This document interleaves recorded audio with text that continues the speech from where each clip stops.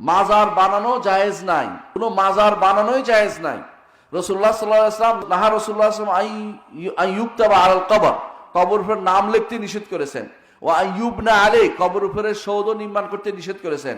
ওয়া ইউজাসসাল কবর, কবর বাঁধাই করতে নিষেধ করেছেন। ওয়া ইউসাল্লা ইলাল কবর, কবর দিকে ফিরে সালাত আদায় করতে নিষেধ করেছেন। প্রত্যেকটা হাদিস সহিহ হাদিস, এবং বুখারী, মুসলিম, আবু দাউদ, তিরমিজি, নাসাই, ইবনে মাজাহ, কুতুবুস সিত্তার মধ্যে আছে, 6 কিতাবের মধ্যে আছে। এগুলো আমি বানাই বলছি না, আপনি একটু খেয়াল করেন, হুজুর করে জিজ্ঞাসা করেন কি কি যারা আজ এগুলি করছে ওরা কেউ আলেম না, যারা মাজার বানায় কেউ আলেম না, জাহেল। আপনি সেখানে টাকা দিয়ে ওই কিছু মানুষের গাঁজাখোরের ব্যবস্থা করতেছেন, আর কিছুই না। মাজারে টাকা দিলে 1 নম্বর তো জায়েজ নাই, 2 নম্বর হচ্ছে মাজারে টাকা দিলে 2 নম্বর হচ্ছে মাজারে টাকা দিলে শিরিক হবে।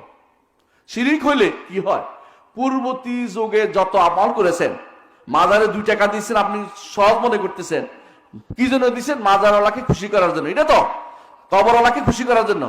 যে কেউ কোনো কবরওয়ালাকে খুশি করার জন্য কোনো কিছু দান করবে, সেই ব্যক্তি আল্লাহর সাথে শরিক করেছে। সে তার বিগত যুগের যত আমল ছিল সব বরবাদ হয়ে গেছে, মুশরিক হয়ে গেছে। অর্থাৎ যদি হজ করে থাকে বরবাদ, যদি সালাত আদায় করে থাকে বরবাদ। অর্থাৎ সেই ব্যক্তি এরপরে মারা গেলে চিরস্থায়ী জাহান্নামী। চিন্তা করে দেখুন কত কঠিন কারবার। সুতরাং মাজারে কেন দান করবেন? মাজারে দান করার কোনো সুযোগ নাই।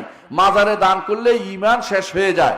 আল্লাহর ওয়াস্তে মাজারে দান করবেন না, আপনার ঈমানটা রক্ষা করা দরকার। ঈমানের দাবি হচ্ছে একমাত্র আল্লাহ ছাড়া কাউকে খুশি করার জন্য এই দানগুলি হতে পারে না। আল্লাহকে খুশি করার জন্য দান করবেন। মাজারে আল্লাহকে খুশি করার জন্য আল্লাহ খুশি করে মাজারে দান করা যায় না। খুশি করার জন্য দিতে হলে মসজিদে দেন, এতিমখানায় দেন, মাদ্রাসায় দেন, এবং যে কোনো ভালো ন্যাক কাজে দেন। রাস্তাঘাট করলেও লাভ আছে, এমনকি পাবলিক টয়লেট করলেও লাভ আছে।